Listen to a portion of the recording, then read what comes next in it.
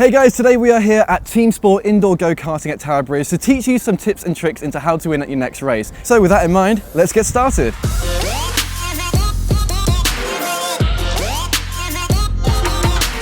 The first tip is to find the racing line. The racing line is basically taking a particular path on a track to maximize your speed, getting you around the track quickest. For people just starting out, the best way to quickly learn is to how to tackle going around sharp corners. If you stick to the inside line, yes, you do get to the corner quickest, however, you're almost going to have to slow down to a halt as the corner is too tight and the kart will most likely go out wide. Likewise, if you stick to the outside line, you can carry more speed through, but you're traveling a longer distance more than you actually need to. So for corners like this, approach the corner going wide, giving you room to turn swiftly across, aiming for the kart to be next to the barrier on the side. Then once you've cleared the barrier, you can hit the accelerator to carry through that fast speed you brought in. The goal is to get the maximum speed and to position your kart correctly, and if you have these down, then your lap times will get shorter and shorter. The next tip is controlling your kart. Drifting looks and feels cool, but it does slow you down.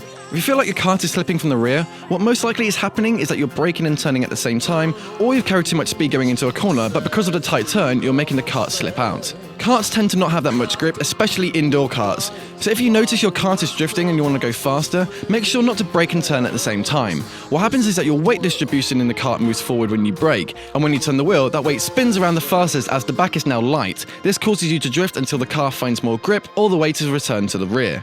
So the best practice is to try and brake before going into a corner, so ultimately you come into the corner going slow, but then you can accelerate going out fast. And if you have a better exit, this means you'll be able to pass other drivers who are too focused on correcting their sliding karts. The next tip is about smooth driving. As I mentioned earlier, indoor go-karts aren't very grippy, so if your driving style is like World Rally Championship, then eventually you're going to start skidding out. So the obvious way to fix this is to not be so violent with the wheel, but have smooth movements going around a corner. If you're consistently steering left and right, then the back of the car is going to start skidding, and then you're just going to have Tokyo Drift.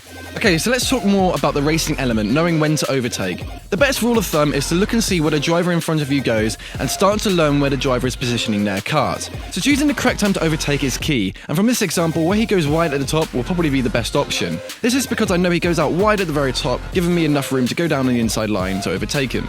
However, you also need to pay attention for where the driver is going to turn their kart to. Let's take this straight for example. Conor is going to go wide on the right so he can take the racing line. That means at some point he'll dart across to the inside on the left. So if I try to take him on the inside, I'll make contact with him when he darts across, annoying Conor and blocking the other racers behind. Speaking about making contact, that brings me on to my last tip.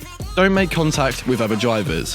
When racing, you might be stuck behind someone for ages and your patience is running thin. However, the second you purposely go into another driver, immediately proves that you don't have control of the vehicle, and the only way you can see fit to win is to push people aside and not because of any driving talent. So if you see another driver coming close to you and you think you might have a chance of colliding, it's best to hold back and wait till the opportunity comes up to pass, because otherwise if you do crash, not only will you lose positions or lap times, but you also get black flagged, kicking you out the race. So that is my tips and tricks for winning at indoor go-karting. Big thanks to Conor and to Team Sport Karting for letting us come along and film. If you yourself have any go-karting tips, then feel free to leave it in the comment section down below. But thanks very much for watching, and I'll see you next time.